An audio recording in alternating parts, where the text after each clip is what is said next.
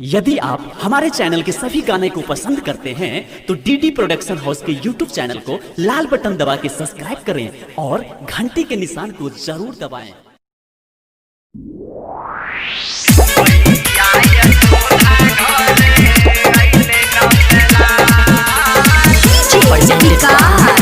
DD production house सक्रिय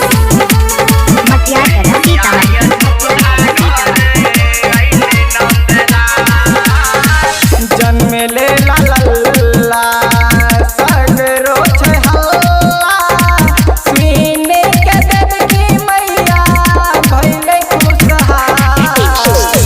जन्मेले ला लल्ला सगरो छे हल्ला सीने के देवकी मैया भइले खुशहाल। स्वयं भगवान कृष्ण बिछाई के जा मैया यशोदा घर अइले नंदलाल।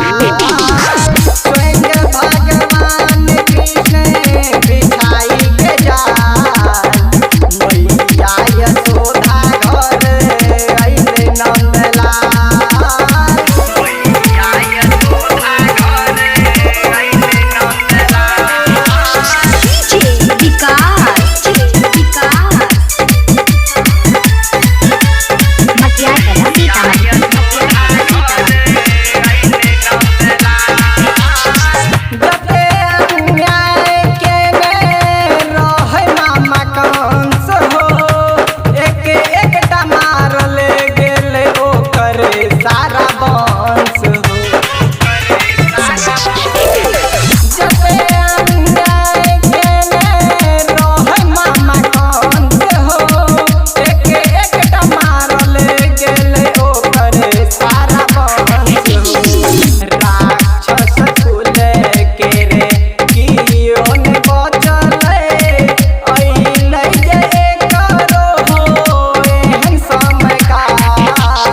स्वयं भगवान कृष्ण बिछाई के जा मैया यशोदा घरे अइले नंदलाल।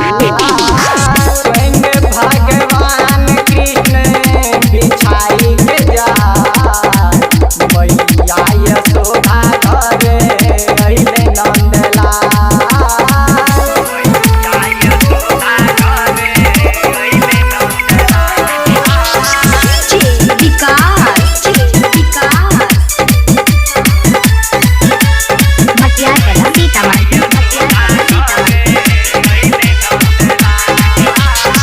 गोकुल नगरिया होबा लगलै जय जयकार हो। केहन सुंदर छल हिनकर लीला अपरंपार हो। गोकुल नगरिया होबा लगलै जय जयकार हो।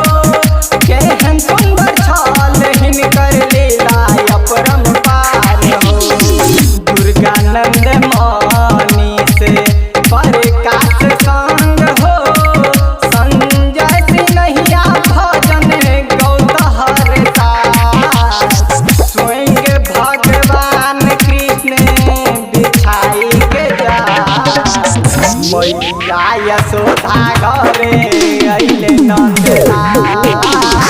स्वयं भगवान कृष्ण बिछाई के जा मैया यशोदा घरे